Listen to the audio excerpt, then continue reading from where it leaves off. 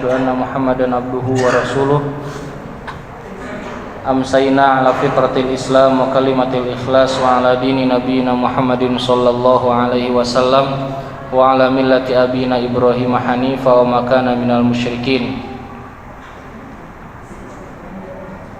Alhamdulillah, di malam hari ini kita dipertemukan kembali oleh Allah Subhanahu wa taala dalam kajian rutin setiap Ahad ba'da maghrib. Insyaallah malam hari ini kita akan membahas sebuah kajian yang sangat penting sekali dalam kehidupan manusia, kehidupan kita. Sebuah kajian yang harus kita perhatikan karena hal yang akan kita bahas ini adalah sesuatu yang pernah membuat hancur dan hina salah satu makhluk Allah dan menjadi makhluk yang dilaknat oleh Allah Subhanahu wa taala. Pada hari ini insyaallah kita akan bahas tentang kajian temanya adalah hasad. Hasad itu kalau bahasa Indonesianya apa? Dengki ya. Hari ini kita akan bahas tentang hasad. Hasad ini oleh Allah Subhanahu wa taala di dalam Al-Qur'an di dalam beberapa nas di dalam Al-Qur'an dan juga di dalam hadis Rasulullah SAW banyak disebutkan tentang hasad. Kita akan membahas apa itu hasad, kemudian sebab-sebab hasad itu apa saja, kemudian tingkatan hasad itu apa, kemudian bahayanya hasad itu seperti apa. Kita akan lihat pertama kita akan bahas lihat tentang makna daripada hasad. Hasad di dalam berbagai nas atau di dalam berbagai literatur tentang makna daripada hasad, para ulama menjelaskan dengan berbagai makna. Hasad ada yang mengatakan, diantaranya adalah Ibnu Hajar Al-Asqalani, beliau mengatakan al-hasad tamanna zawalun ni'mah anil mun'am alaihi. Sifat hasad itu adalah mengharapkan hilangnya sebuah kenikmatan, sebuah nikmat, sebuah keberkahan, sebuah keutamaan dari orang lain. Itu namanya hasad. Ada orang mulai sukses, nggak suka, ingin dia tuh nggak sukses, itu hasad. Nanti ada urutan-urutannya. Ada yang sampai mencegahnya, pokoknya jangan sampai dia itu sukses. Ada dapat rezeki, nggak suka, ingin hilang rezekinya. Itu adalah hasad dari sisi makna, yaitu mengharapkan hilangnya sebuah kenikmatan atau sebuah nikmat atau keberkahan atau rezeki dari orang lain. Itu adalah hasad. Wa yatamanna dzalika li nafsihi, dan dia mengharapkan dia yang dapat gitu. Pokoknya nggak suka lah orang lain jalan sukses, ada orang lain dagang lancar, nggak suka. Ada masjid lain ramai, nggak suka. Pokoknya gimana caranya biar sana tuh sepi, kita aja yang ramai gitu. Nanti ada mananya. Ada yang berupa hasad yang dibolehkan, ada ghibthah namanya yang dibolehkan, ada yang tidak dibolehkan. Baik, kita akan bahas pertama kali tentang dari sisi maknawi tentang hasad.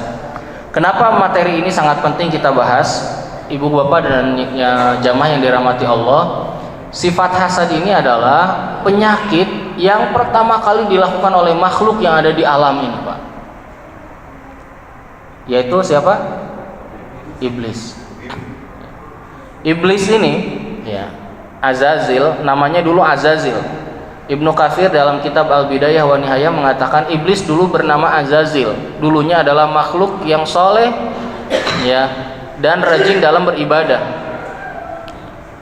Iblis ini dulu namanya Azazil, makhluk yang soleh, sehingga hampir kesolehan itu hampir mendekati malaikat. Sehingga ketika Allah berkata dalam Al-Quran, wa idh qulna lil malaikati isjudu li adama fasajadu illa iblis, bahasanya apa? Wa idh qulna lil malaikati, ketika kami berkata kepada para malaikat. Iblisnya disebut enggak? Enggak. Kenapa? Kan Allah bilang gini, dan ketika kami berkata kepada para malaikat untuk sujud, semuanya sujud kecuali iblis. Tadi iblis disebut enggak? Enggak, tapi ini disebut. Ya.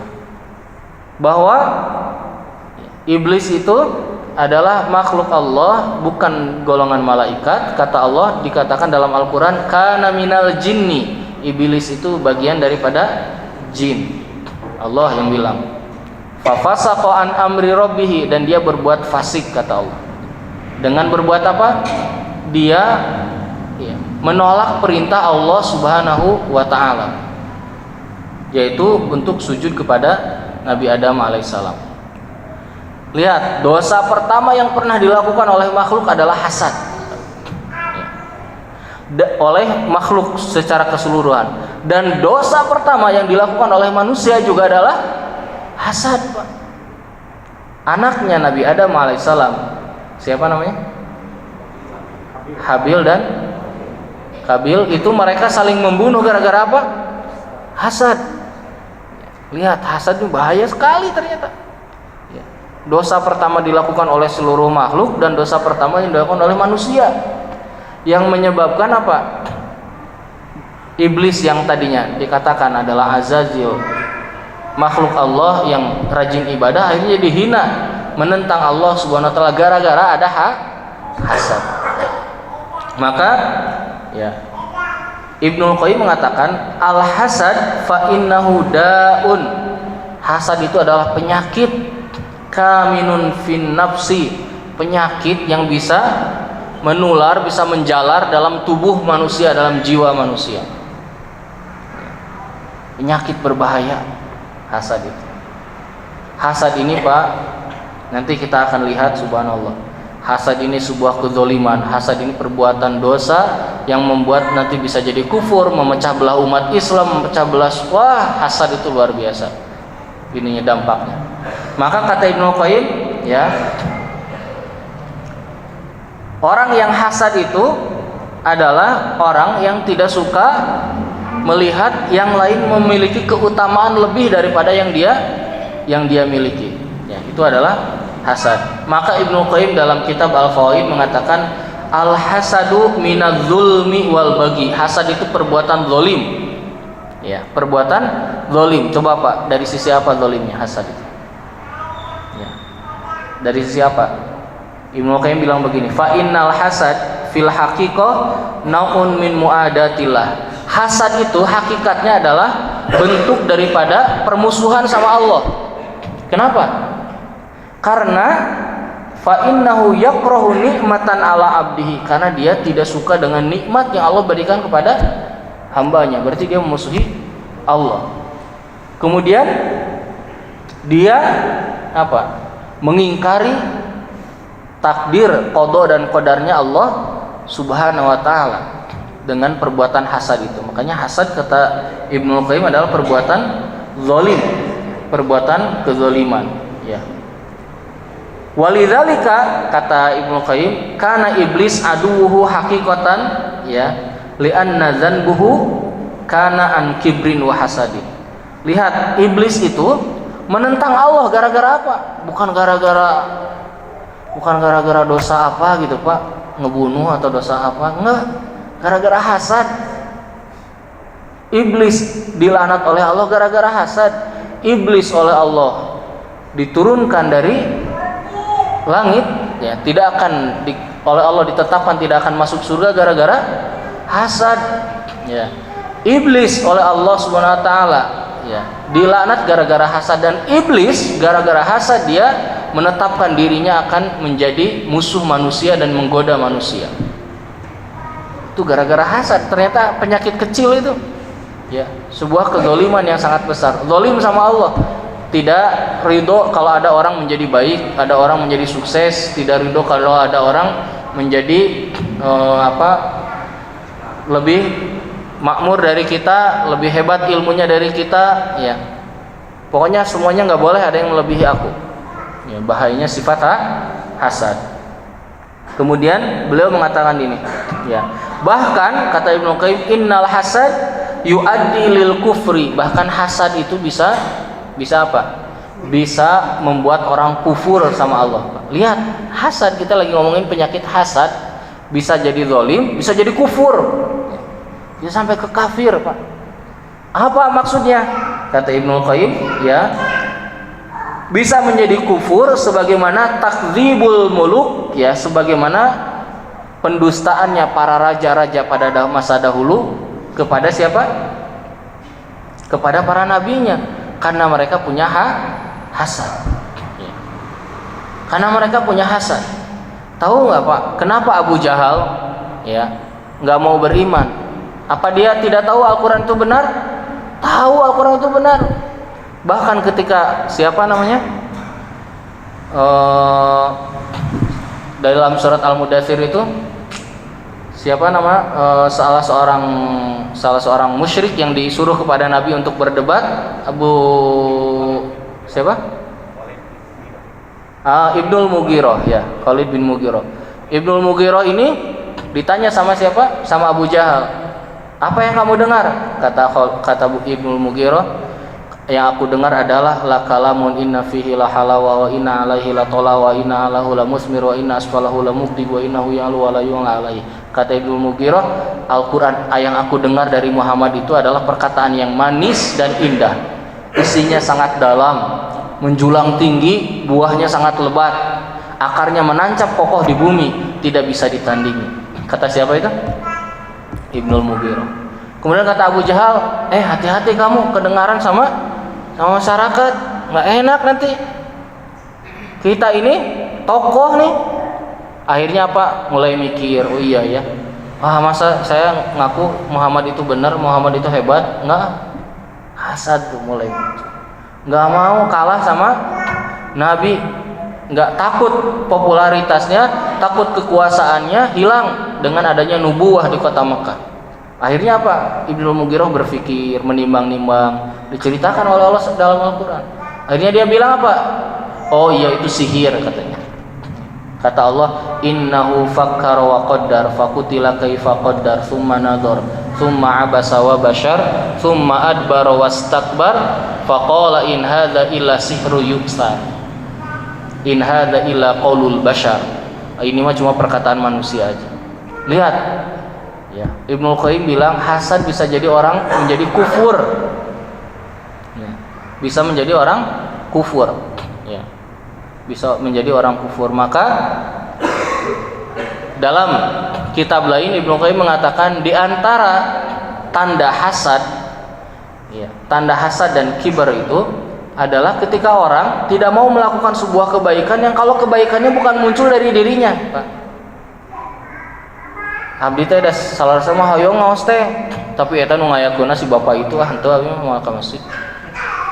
Hati-hati itu, ya. Abi teh biasa da salah sama resep maca Quran teh. Ya, tapi itu nu ngayakeun pelajaran Al-Qur'ana nu buka programna Pak Ari henteu saya mah.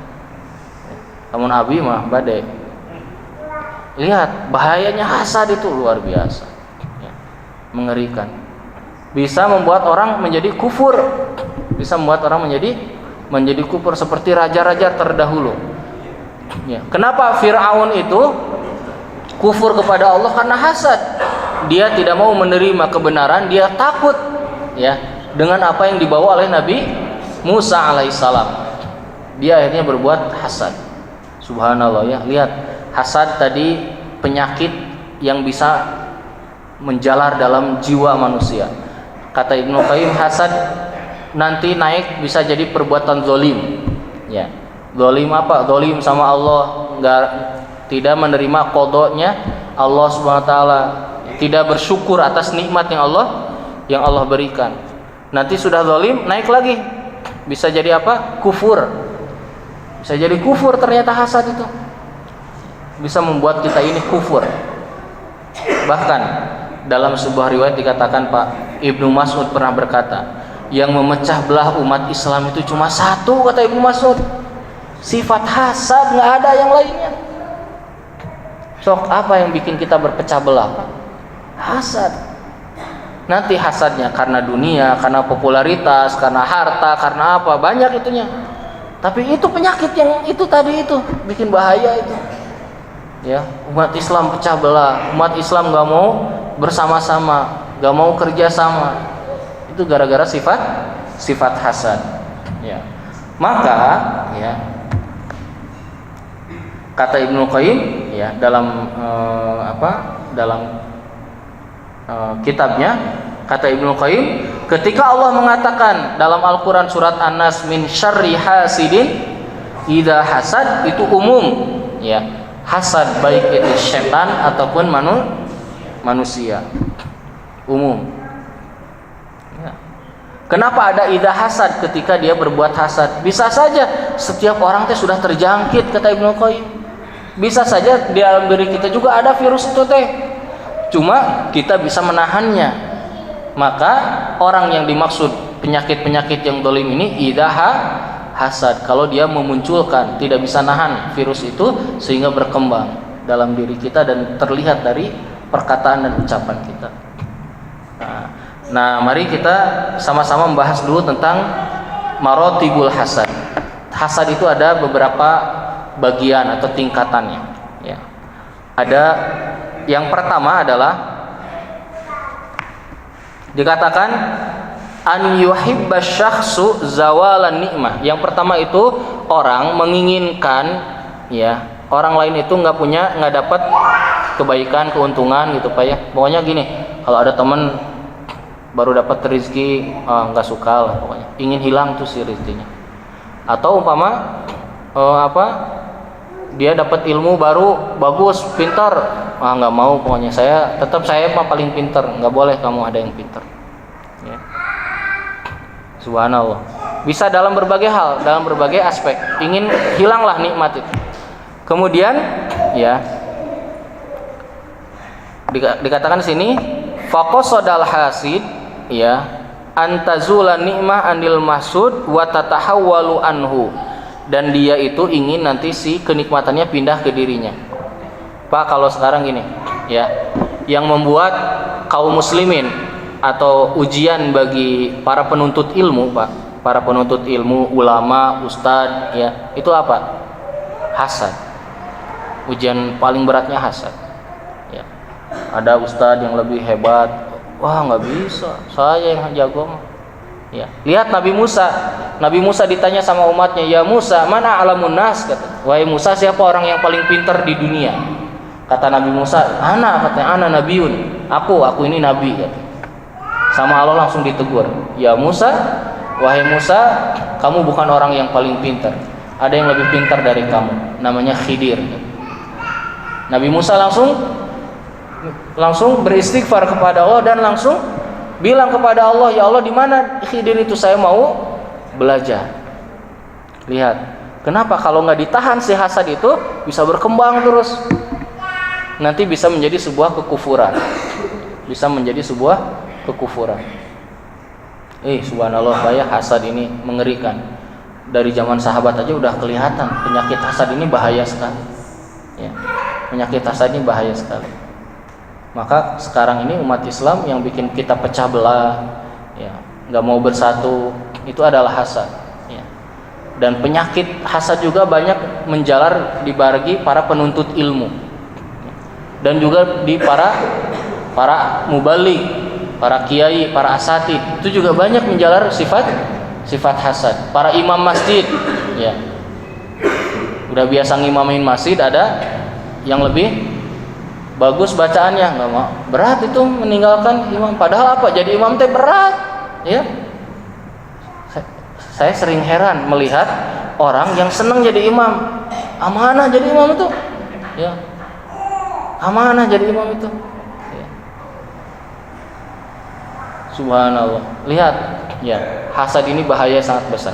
Itu martabat yang pertama. Jadi yang pertama itu yaitu menginginkan orang lain itu tidak dapat keuntungan, tidak dapat kenikmatan, makanya nggak boleh lebih dari aku gitu ya. Kemudian nikmatnya harus hilang dari dirinya. Itu yang pertama. Ya. Kemudian yang kedua, ya, an yatamanna syakhsu zawalun nikmah an ghairihi wa tahawuluha ilaihi, ya. Yang kedua, menginginkan kenikmatan dari orang lain itu hilang dari dirinya. Apa bedanya dengan yang pertama, Pak? Yang bedanya apa?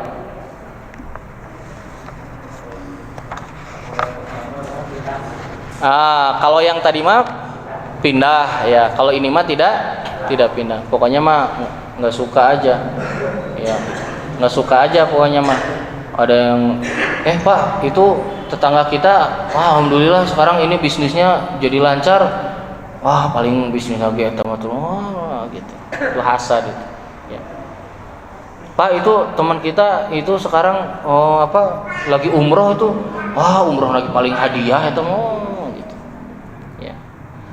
Pak, itu teman kita sekarang ada yang udah hafalan Qurannya banyak tuh. Paling karek kamari ngapalkeun Quran lagi gitu. Padahal dirinya nggak hafal Quran. Gitu. Pokoknya itu gitu tuh, hasad yang kedua. Tapi dia, ya, tidak ingin berpindah kepada dirinya. Punya nggak mau aja orang lain itu ada kebaikan. Itu yang kedua. Ya. Kemudian yang ketiga, ya, yang itu yang kedua tadi. Yang ketiga adalah orang yang hasad nih, sifat hasad. Tadi yang pertama mah pokoknya orang lain nggak boleh ada nikmat, dan nikmatnya harus aku yang dapat gitu. Ya, harus aku yang dapat. Kalau kata dalam beberapa bukunya Ibnu Qayyim, ya, dalam kitab-kitab, karena Ibnu Qayyim ini terkenal dengan tazkiyatun nafasnya, dikatakan bahwa salah satu sifat hasad tadi yang pokoknya harus aku yang dapat itu adalah sifat-sifat hewaniyah, itu yang pernah saya jelaskan itu. Yang intahmil, kayak anjing, intahmil alaihi yalhas wa intatruku yalhas, dikasih menggonggong, enggak juga menggonggong gitu. Seperti itu. Kalau ada orang bikin kebaikan tetap komentar, ya. Dan itu terjadi di masyarakat kita. Saya punya lingkungan saya, Pak, ya, di kampung saya punya masjid. Orang tua saya yang ngurus, bapak saya yang ngurusin masjidnya. Dan selama saya tinggal di situ selalu mendapatkan hal seperti itu, ya. Pak, atuh cik masjid teh meni sepi, salat hungkul aya pangaosan atuh. Langsung bapak saya bilang ke saya, "Atuh ngadain pengajian, ayo ngadain bulanan aja." Ya udah, tiap hari Kamis ngadain. Udah ngadain tuh, Pak. Orang yang waktu itu bilang datang lagi, datangnya ke rumah. "Pak, atuh ngaji teh ulang ngaji hungkul aya snack atuh naon." Langsung ibu saya, ya udah kita patungan aja, bikin kenceleng, bikin snack setiap makanan. Udah lama, tahunan nih, Pak, tahunan. Ngomong lagi, mun bosan atuh snack teh ieu we tiba heula sabaraha tahun cenah cik atuh ganti naon. Ya. Bahaya tuh penyakit bahaya kan, penyakit sangat bahaya. Ya. Maka kata Ibnu Qayyim seperti sifat hewaniyah, ya. Atau seperti al-khinzir. Khinzir itu apa, Pak? Babi itu pernah ngelihat ke atas nggak kalau jalan? Enggak, dia mah tungkul ya. Ada yang indah-indah, yang bagus nggak pernah dilihat. Pokoknya yang dilihat tuh yang jelek-jelek aja, nggak pernah ngelihat kebaikan orang lain. Yang dilihat tuh keburukannya aja. Dan kalau ada air jernih mau dia minum, diapain dulu, Pak? Dikotorin dulu. Jadi kalau ada orang nggak pernah melihat kebaikan, dikasih tahu ada orang lebih baik, ada orang mulai baik, ada orang mulai bagus. Pak, subhanallah, tetangga saya itu sekarang tobat, sekarang jadi ahli masjid. Lah paling dia tobat, nggak pernah ada melihat kebaikan. Ya, itu kayak khinzir. Kayak apa? Kayak khinzir. Kalau tadi kayak babi, Pak, kalau ini kayak khinzir. Jadi kalau ada yang bilang itu khinzir, anta khinzir. Ya, kamu seperti khinzir. Kata para ulama, khinzir itu tidak pernah melihat kebaikan, dan kalau ada pun kebaikan kelihatan oleh dia, akan dia rusak dulu kebaikannya. Akan dia rusak dulu. Ngeri itu khinzir itu. Ada babi, ada anjing, sifat hewan semuanya. Ya. Sifat hewan semuanya. Ini hasad, ya, mengerikan sekali. Nah, seperti contoh dalam tingkatan hasad yang ketiga. Tadi 2 ya. Sekarang yang ketiga, kata Al-Mu'allif ya, dalam Fiqhul Hasad Imam Al-Baghawi mengatakan tamanna adamu istishabun nikmah fayatamannal hasid an yabqal mahsud ala halihi minal faqri wal jahli. Dia orangnya menginginkan ya orang lain itu pokoknya nggak boleh dapat kenikmatan apapun, pokoknya mah kudu fakir terus, kudu bodoh terus, pokoknya gitu. Nggak boleh ada yang dapat gitu. Nggak boleh. Pokoknya semuanya harus dalam kondisi yang buruk semuanya. Semuanya harus dalam kondisi yang buruk. Ya. Subhanallah.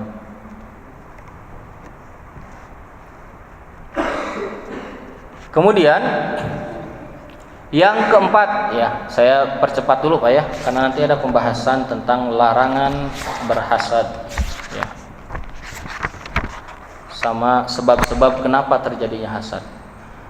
Yang keempat, kalau yang keempat coba diingat-ingat tadi ya 1, 2, 3, sekarang yang keempat. Kalau yang keempat itu orang ini ya, orang ini dia hasad kepada orang lain tapi tidak menginginkan hilang dari orang itu ya, tapi tidak menginginkan hilang dari orang itu ya, tapi dia ingin apa ya, tamanna li nafsihi, tapi dia ingin untuk dirinya. Tapi ya umumnya ada orang dapat rezeki gitu, wah saya kayak pengen gitu, tapi enggak, wah saya tahu sih kita mau apa enggak ya. Itu nah hasad yang ini adalah salah satu hasad yang derajatnya di bawah. Dia ada yang mengatakan hasad yang ini itu adalah hasad yang mubah.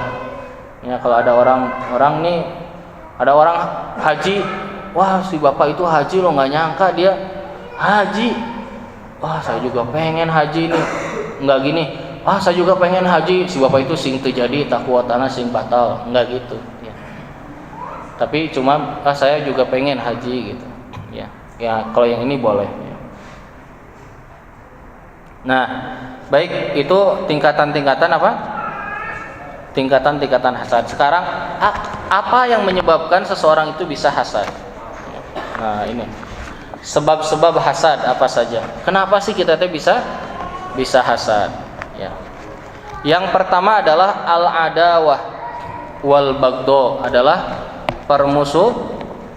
permusuhan dan kebencian Pak. Lihat, permusuhan dan kebencian. Maka ada kaidah dalam Islam, kata dalam Islam itu di kaidahnya gini, man jahila an syai'in a'adahu, barang siapa yang bodoh terhadap segala sesuatu, maka dia akan musuhinya ya, maka dia akan musuhinya ya. Kalau dia nggak tahu terhadap sesuatu ya, dia akan musuhinya terlebih dahulu.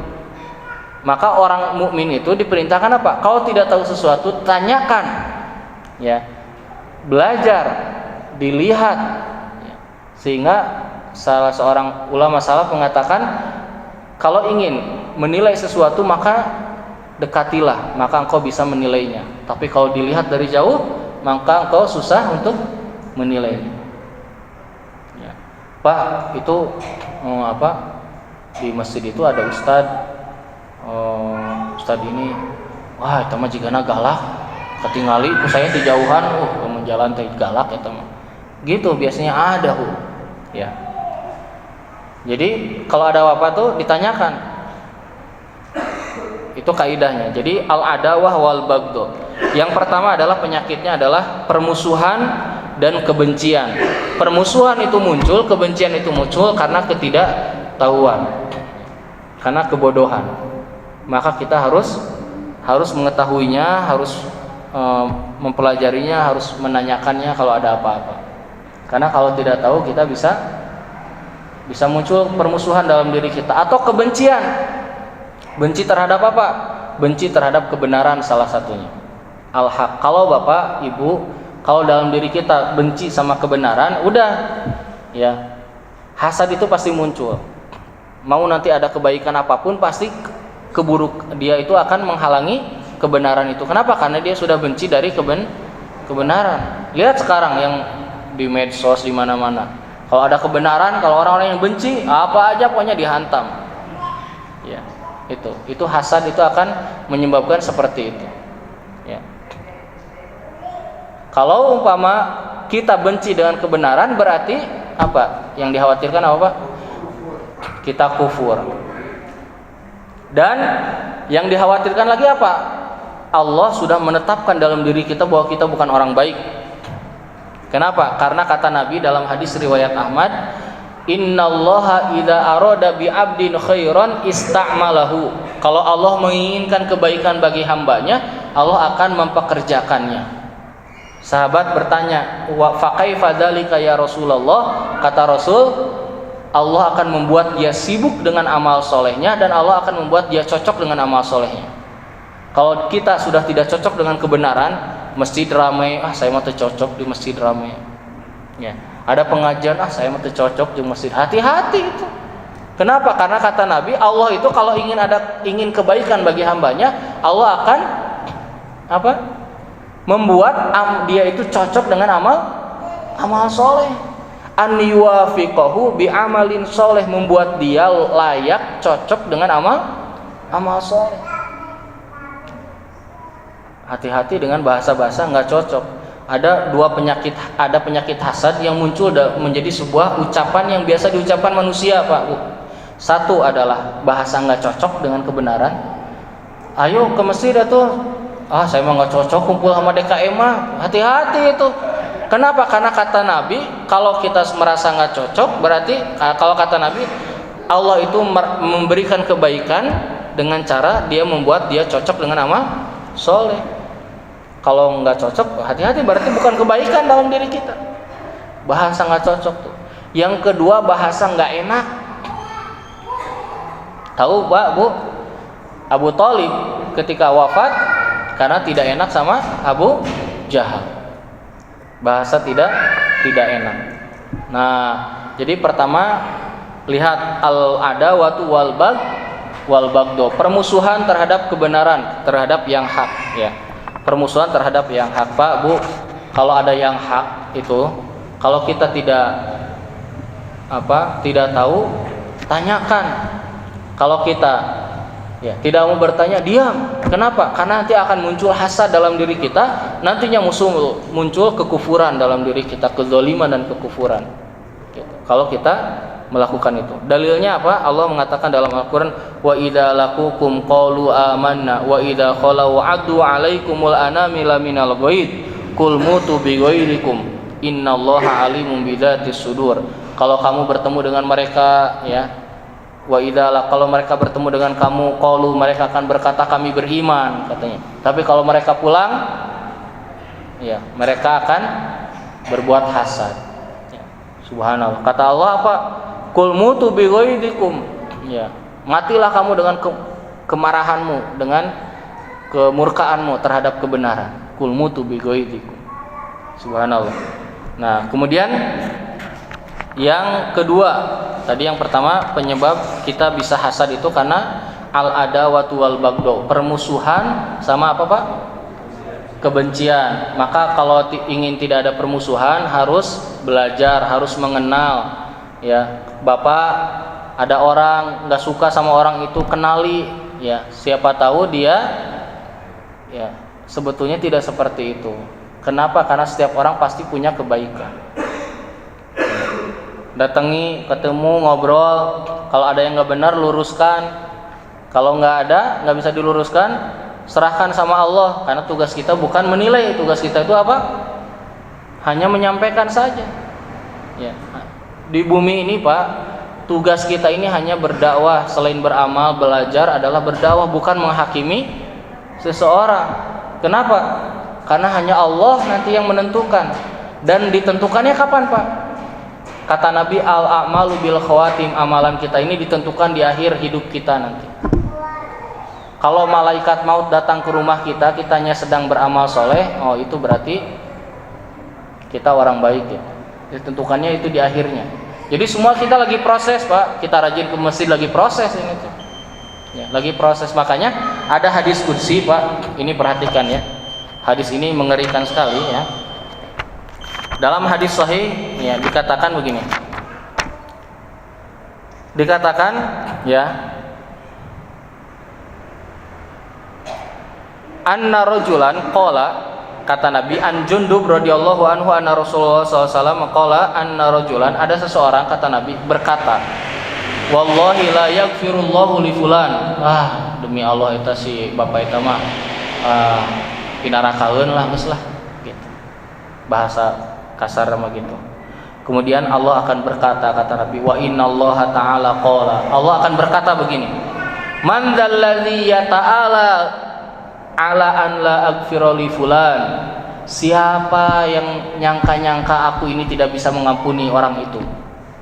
Fa inni, kata Allah, qad ghafartu li fulan, sekarang aku sudah ampuni dosanya. Wa ahbattu amalaka, dan aku hapus amalan kamu. Amalan orang yang bilang apa? Orang lain itu celaka, ahli neraka. Kenapa? Kita tidak boleh menghukumi seseorang. Kita semua sedang berproses. Kita ini lagi berjuang, berjuang, beramal, belajar, beramal, sampaikan kepada orang lain. Sisanya serahkan sama Allah Subhanahu Wa Taala. Allah yang berhak menghakimi seseorang. Bahaya sekali itu. Makanya kata Nabi dalam hadis lain, idza sami'tum rajulun yaqulu halakan nas, kalau ada orang yang bilang, wah dia mah pasti hancur tuh lah, saya eta mah hancur lah, kata Nabi, fa inna fa huwa ahlakahum, dialah yang celaka. Dialah yang celaka. Kemudian yang kedua, Pak, yang kedua, hubbud dunya. Ya, yang menyebabkan kita berbuat hasad ini yang paling utamanya, Pak. Selain permusuhan dan kebencian adalah cinta dunia. Kenapa orang berbuat hasad? Karena cinta dunia.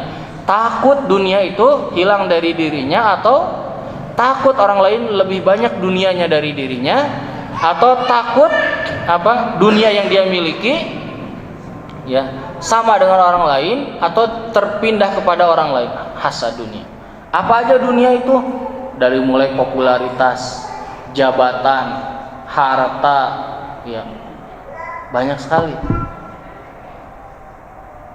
Bahkan para ulama tuh sampai bilang begini, Pak, di antara hasad itu katanya adalah hasadnya seorang laki-laki ketika orang lain, laki-laki lain menikahi wanita cantik dan dia menginginkan laki-laki itu cepat-cepat mati biar si wanita itu jadi janda dan bisa dia nikahi. Itu hasad juga ternyata. Ya, dijelasin di sini fikihnya. Ya, yang begitu. Ya. Cepat-cepat mati, wah matilah mati gitu. Kemudian lihat hubud dunia, cinta dunia. Contohnya apa, Pak? Hasad ini, lihat ya. Hasad ini salah satu penyebabnya adalah karena dia takut hilang dunia dari dirinya. Popularitas, jabatan, ya. Contoh, ya, orang ya sudah punya jabatan di sebuah tempat, popularitas, ada orang lain yang lebih baik dari dia tidak mau melepasnya. Kenapa? Takut lepas. Maka para sahabat radhiyallahu anhum, mereka diajarkan oleh Nabi bahwa dunia itu tidak boleh berada dalam hatinya. Dunia itu tidak boleh menjadi tujuan utamanya. Sehingga apa? Mereka tidak pernah takut kehilangan dunianya. Ya. Lihat, Pak, Bu, Abdurrahman bin Auf pulang dari Syam bawa unta 1000 ekor unta, hasil dagang perniagaannya yang banyak. Kemudian dia pulangnya kemana? Ke Masjid Nabawi, dia infakkan semuanya. Itu tanda hubud dunianya sudah tidak ada. Pulang ke rumahnya nggak bawa apa-apa, kata istrinya, wahai suamiku, gimana dagang di Syam? Alhamdulillah lancar, sukses katanya. Dapat berapa? 1000 unta katanya sama hasil perniagaannya. Mana? Sudah saya infakin semuanya. Nggak marah istrinya. Istrinya bilang alhamdulillah. Ya. Kalau istri sekarang mungkin, si bapak itu sedekah teh cuy, orang banyak deui. Ya. Lihat ya. Khalid bin Walid yang pernah saya ceritakan dalam perang melawan Romawi ketika Umar menjadi khalifah, di hari pertama Umar langsung menurunkan Khalid yang tadinya jadi panglima besar menjadi prajurit biasa. Dapat suratnya, kata Khalid apa? Ke penggantinya, nih benderanya saya kasihkan. saya siap menjadi pendamping engkau, menjadi tangan kanan engkau sampai Islam menang. Nggak pundung, kenapa? Ya dunia nggak penting gitu.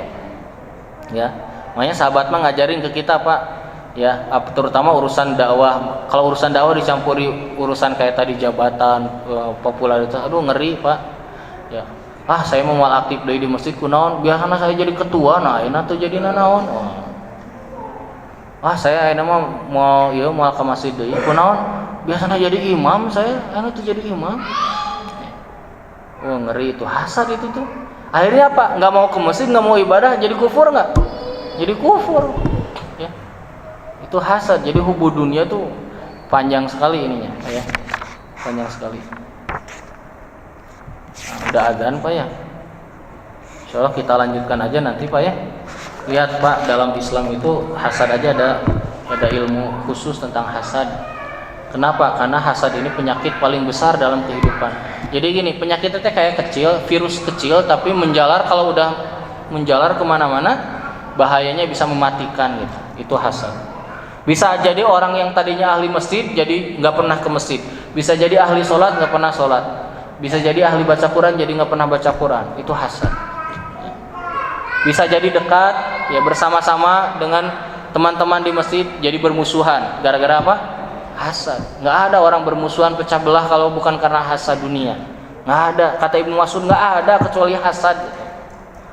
Ya, kecuali gara-gara hasad. Nah, maka insya Allah nanti kita akan lanjutkan lagi dalam pertemuan yang lainnya.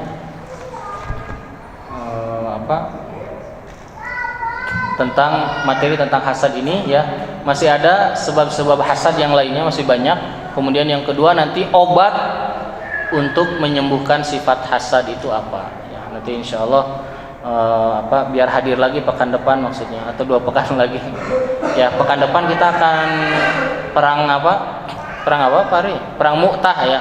Perang pertama Nabi dengan pasukan Mu'tah itu mana? Pasukan apa? Mu'tah itu pasukan termasuk Persia ya. Jadi pertama kali perang lawan musuh di luar tuh perang Mu'tah. Kan biasanya perangnya sama Quraisy ya, Khaybar gitu, Bani Quraidah yang di situ. Sekarang perang pertama melawan perang antar negara, antar benua ya. Insyaallah pekan depan ya. Mungkin itu dulu untuk kajian hari ini Bapak Ibu ya.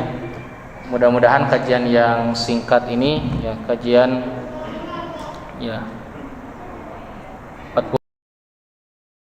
45 menit ya, bisa menjadi bekal kita dalam beramal. Mari kita bersihkan diri kita Pak, hati kita, ibu-ibu, bapak-bapak ya. Lisan, jaga lisan, bersihkan hati kita dari sifat hasad ya. Pokoknya fokus saja sama amal kita ya. Kalau ada yang nggak bagus dari orang lain, doakan. Kalau ingin ingatkan, setelah itu serahkan sama Allah. Jangan menjadi hasad kepada orang lain. Kalau ada kebaikan, doakan orang lain agar baik ya. Jangan menjadi tidak suka dengan orang menjadi baik. Nah, itu adalah hal-hal yang harus kita perhatikan dalam kajian perdana tentang, atau materi perdana tentang hasad atau tazkiyatun nafs ini. Itu saja yang bisa disampaikan jamaah sekalian. Kita akhiri ya kajian kita dengan doa kafaratul majlis. Subhanakallahumma bihamdika asyhadu an la ilaha illa anta astaghfiruka wa atubu ilaik. Aqulu qouli hadza wa astaghfirullah li wa lakum fastaghfiruhu innahu huwal ghafurur rahim. Walhamdulillah, wassalamu alaikum warahmatullahi wabarakatuh.